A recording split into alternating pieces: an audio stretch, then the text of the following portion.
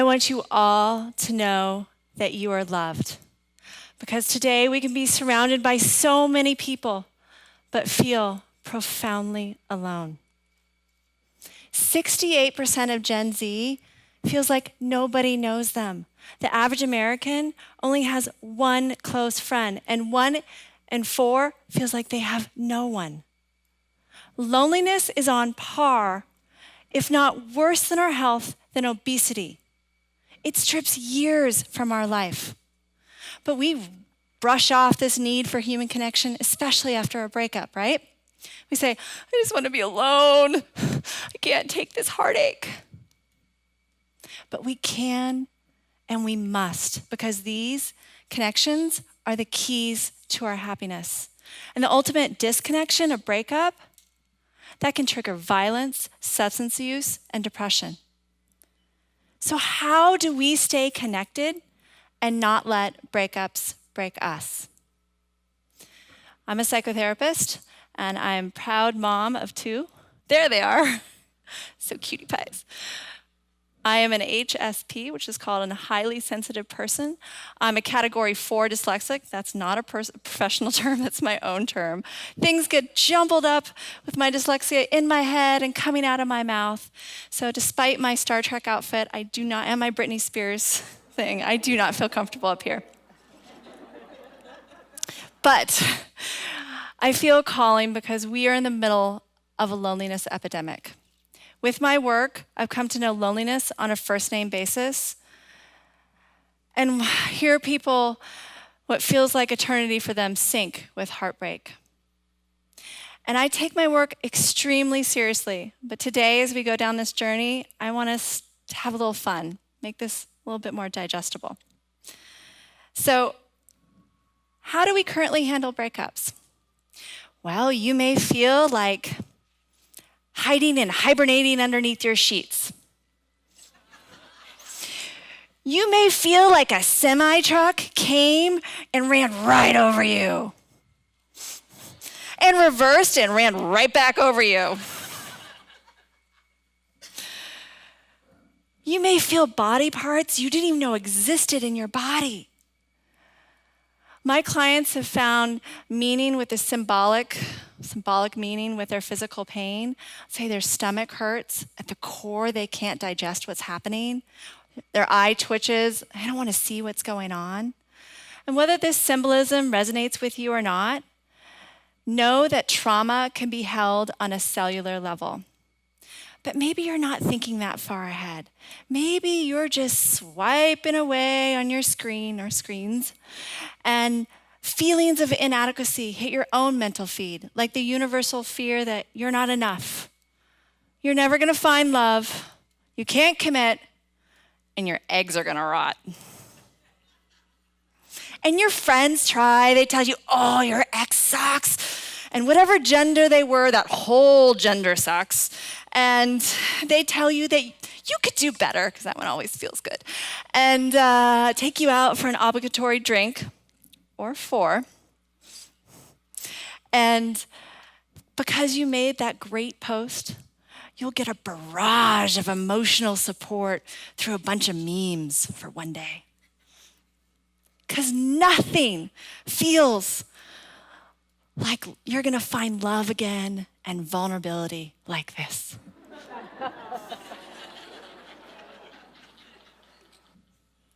It's a hottie.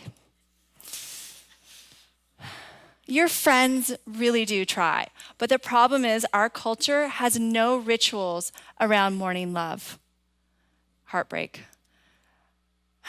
You're kind of on your own. But your own brain isn't helping you either.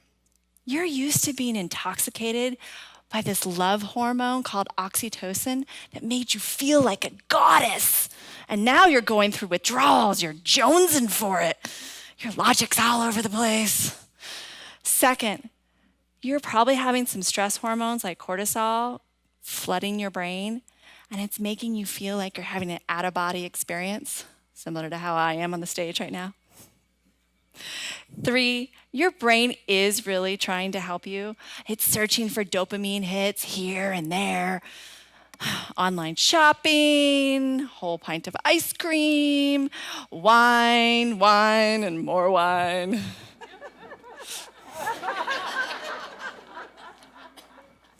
I don't recommend this.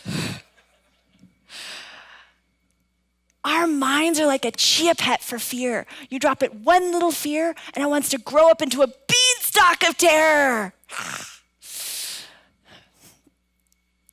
This fear-based thinking served us really well when we were hunters and gatherers, and we needed to avoid the buffalo stampedes or the locust invasions, but we haven't evolved.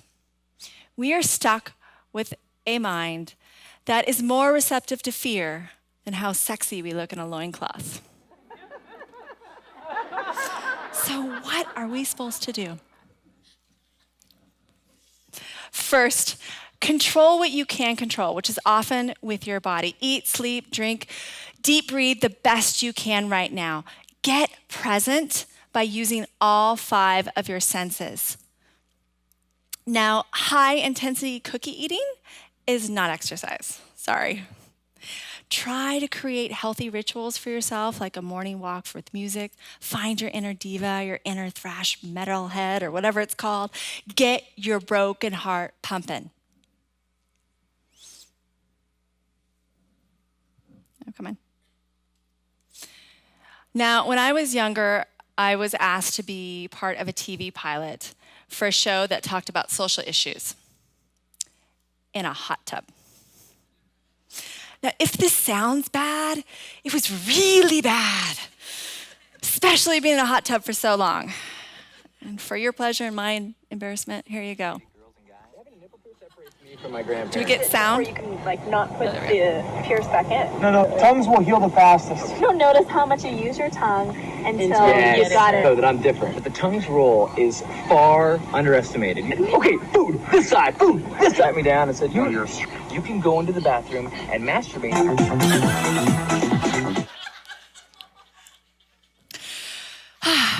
Now, I just don't show you this just to embarrass myself, but my clients feel guilty for having a pity party in a hot tub after a breakup, but don't feel bad for feeling sorry for yourself. Loss is painful, so validate that pain.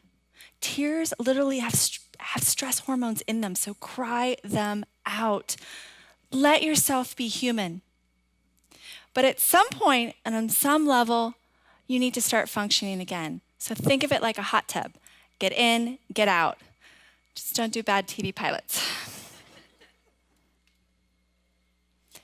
Now, mourning love is such a strange state, isn't it?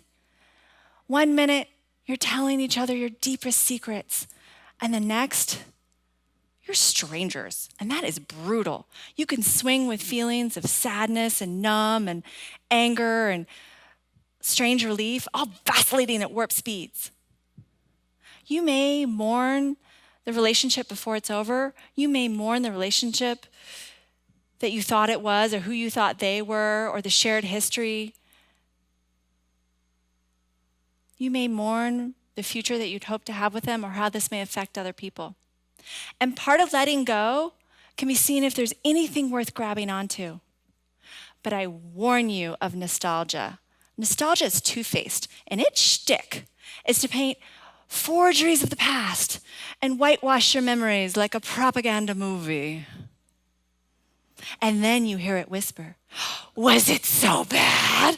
And then you got your hand over the panic button and go, what if I changed and he changed? And maybe if we tried a little bit harder, we could make it work. Know that you are doing all the messy feelings of mourning love to get to the place of acceptance. And it's not that you approve it or like it. It's just coming to terms with what is. And I say all this, and mourning is individual. There's no recipe, there's no timeline. And just when you think you've gone so far, you are back to square one again.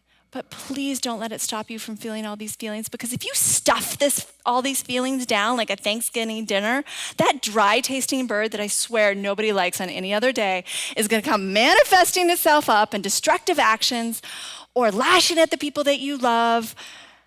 Or maybe you'll be 65 in some crummy bar on a Tuesday with smoke in your face.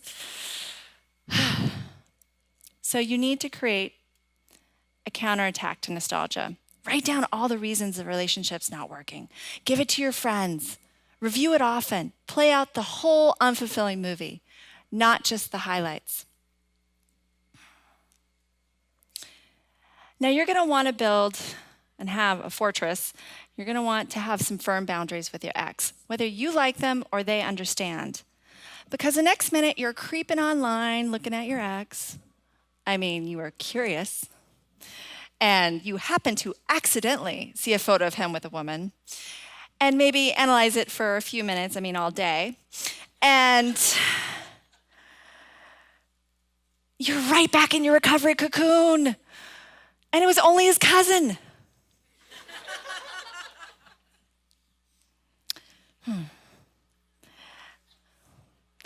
Experiment with rituals that signify change.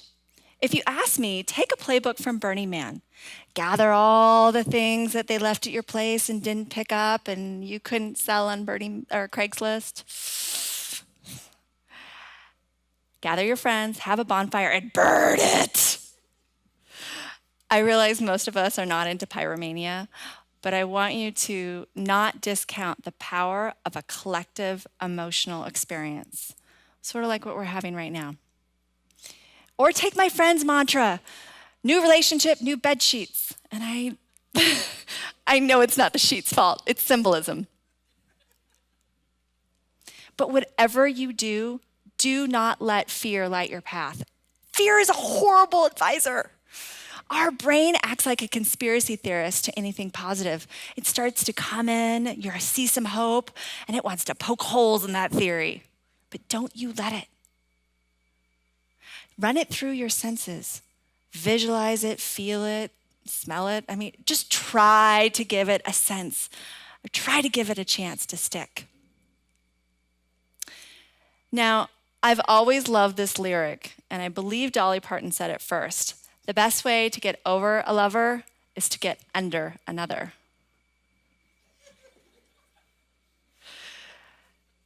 Now that feels good, but is there any science behind this? Actually, yes. Thank you, Journal of Social and Personal Relationships, for showing us that a rebound relationship can help us improve our overall health quicker. Fantastic.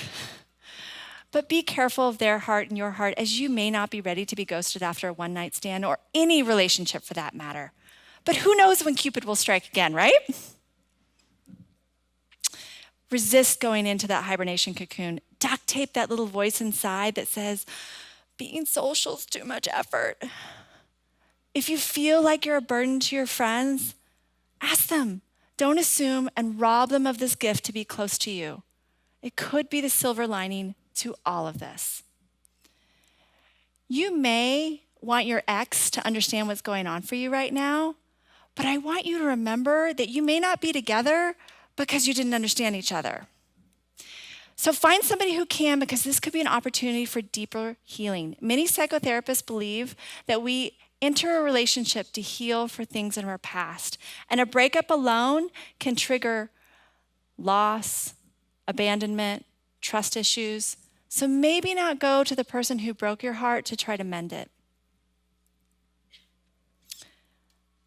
Guilt and regret can eat us alive. But my guess is somebody with the same history as you, put in the same situation, probably would have done the same thing. And we cannot predict how we will feel with accumulation of time. So please, practice self-compassion. And it's not just a magic pill you take once. It's a lifetime practice. And at the end of the day, we're all just evolving. Apparently, even the royal family.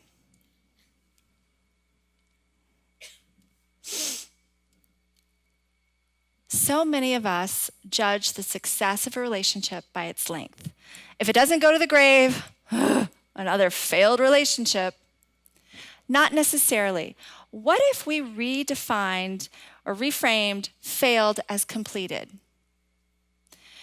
We have this idea that all endings are so negative, But if we peel this back a little bit more, we are pretty darn thankful for some expiration dates. Puberty, pimples, period. Hell yeah. So, what if we thought of heartbreak as just part of the flow of life, just part of being alive? That's an ex. Let's talk about him. I had a relationship that probably should have never lasted past the first date. Probably all of us have. I had just moved to San Francisco and I was lonely, and I'm a total sucker for creative, smart men with silky black manes. Okay, focus. Fast forward 5 years and I was a fragment of my old self. I was so insecure I couldn't make the simplest of decisions. I was once this funky, free, bohemian woman, and I was a paler version of my former self. To him, I wasn't thin enough, I wasn't quiet enough, and I sure hell was not normal enough. And his constant judgment of me started to seep into how I viewed myself. So I threw myself into therapy, and there I started to see a pattern of being silenced. Whether it be my dyslexia or growing up with a closeted lesbian mother in the more homophobic era of the 80s and 90s, or being an objectified female, or my face mattered, but not my words. But I had to find that voice in order to leave that relationship. And eventually, I saw my role as a passive accomplice, and I didn't want to be anybody's idea of normal, if normal existed. And hallelujah, it doesn't, right? Woohoo. I thankfully ended that relationship, but afterwards I wanted to sucker punch myself for ever wasting any time, and especially my responsibility-free 20s with him.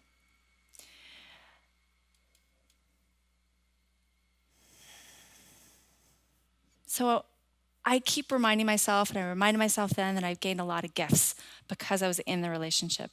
And one of them was he helped me find that I had some brain cells to work with. I had developed this concept with my severe undiagnosed dyslexia that I wasn't very smart. He was extremely bright and only treated me as such, so it healed a deep wound inside me. And that had a domino effect in my life. I read a small library worth of books, I got my passport stamped around the world, and I decided to face academia again and have the courage to go to graduate school and fulfill a lifelong dream of mine to be a counselor. So things weren't all that bad. And he was a bit more rigid. And I was a wild child wearing wigs and going to Burning Man and watching the sunrise after hitting the clubs all night long. Sorry, Mom, now the news is out. So we both left. And I don't know if I loosened him up. That's one thought I had. But I do know I introduced him to his life's passion, photography. So we both left with parting gifts. And by far, this was the most unhealthy relationship I've ever had, but the one I learned the most from. In that darkness, I continued to evolve into the person I'm meant to be. So, and I'm still developing. During this, preparing for this speech, I felt really guilty for taking somebody else's spot. I thought the committee made a huge mistake. I was like, did someone bribe them? But I know that this is a place I go to when I'm insecure because a blind spot was illuminated because I was in a relationship. So when you feel broken and you question if love is worth the pain, look at your growth. Try to find the metaphorical gifts that make your soul rich. Appease me for a moment and dream with me.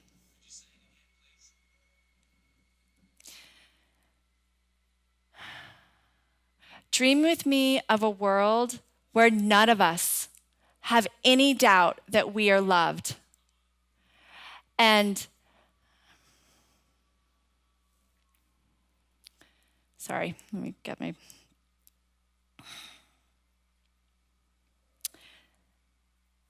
and that we know that heartbreak is just part of life. And that we'll go out and crash and burn, and we'll get our hearts recharged, and we'll go back out there again. And maybe someday a place where we will not break from breakups, but we will be held together by our friends, our rituals, and encouraged to be the ever-evolving souls we are meant to be. Thank you so much.